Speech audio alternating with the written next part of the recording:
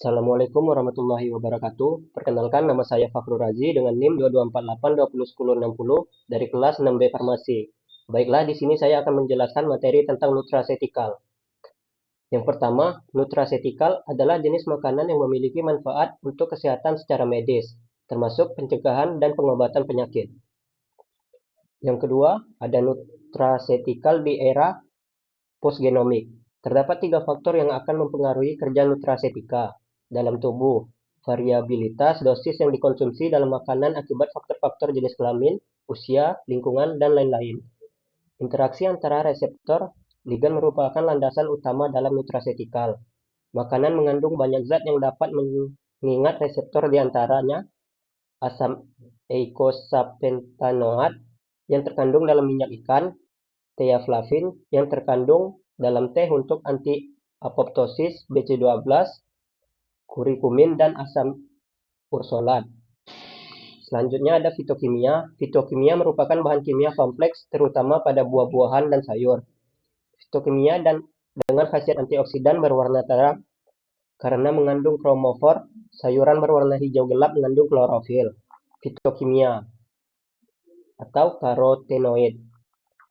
Separuh dari 50 karotenoid diserap ke aliran daerah. Karoten dapat melindungi dari kanker hati dan paru-paru. Pemanasan pemotongan sayuran dapat melepaskan karotenoid di dalam aliran darah.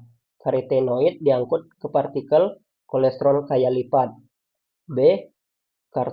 B-karoten dapat diubah menjadi vitamin A yang merupakan suatu antioksidan yang melindungi dari radikal bebas. Selanjutnya ada likopen.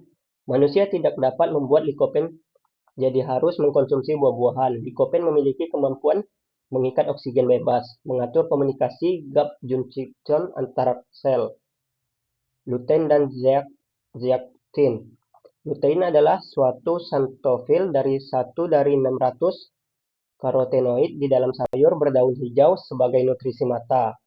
Zeaktin merupakan salah satu karotenoid alkohol yang paling sering ditemukan di dalam untuk melawan radikal bebas. Selanjutnya ada karotenoid atau astaxanthin. Aksantin tidak ubah menjadi vitamin A di tubuh melainkan untuk membantu mengatasi penyakit degenerasi manula, nyeri otot, reumatoid, artritis. Antioksidan merupakan senyawa yang dapat mencegah kerusakan oleh radikal bebas. Antioksidan dalam makanan berupa molekul tambahan seperti aing dan vitamin. Antioksidan ditemukan di dalam minyak sayur. Jenis-jenis produk bahan alam yang digunakan sebagai nutraceutical. Yang pertama, produk bahan alam yang distandarisasi dengan kemampuan dan marer yang telah diketahui. Selanjutnya, kerusakan bahan pangan. Bahan pangan dibiarkan di udara terbuka akan mengalami kerusakan. Faktor yang mempengaruhi kerusakan adalah jenis, bahan pangan, dan kondisi lingkungan. Tanda-tanda kerusakannya adalah yang pertama, tekstur dari keras menjadi lunak, contoh kentang. Yang kedua, tekstur dari lunak menjadi keras, contoh tepung. Yang ketiga, tekstur dari kental menjadi encer, contoh telur. Yang keempat, rasa menyimpang, contoh sirup menjadi asam. Selanjutnya ada klasifikasi bahan pangan, dikelompokkan menjadi 3 berdasarkan lagu kerusakannya. Yang pertama ada bahan pangan mudah rusak, contoh susu ikan telur. Yang kedua, bahan pangan agak mudah rusak, contoh sayuran dan buah-buahan. Yang terakhir ada bahan pangan tidak mudah rusak, contoh sereal dan kacang-kacangan. Bahan pangan dapat mengalami kerusakan karena pertumbuhan mikroba, aktivitas enzim, aktivitas serangga atau parasit, kandungan air di dalam bahan pangan, suhu, udara, sinar, dan waktu penyimpanan. Selanjutnya mencegah kerusakan bahan pangan. Yang pertama ada pengawetan suhu.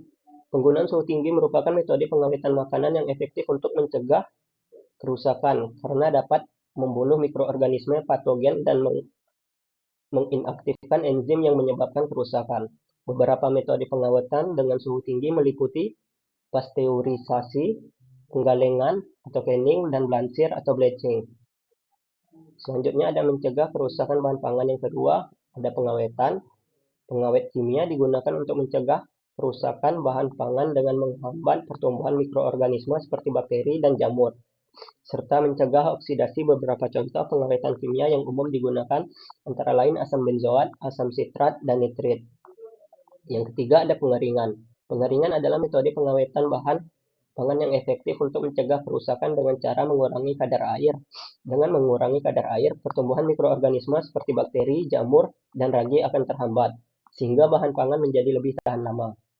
Baiklah, sekian dari saya. Apabila ada salah dan kata, saya mohon maaf. Assalamualaikum warahmatullahi wabarakatuh.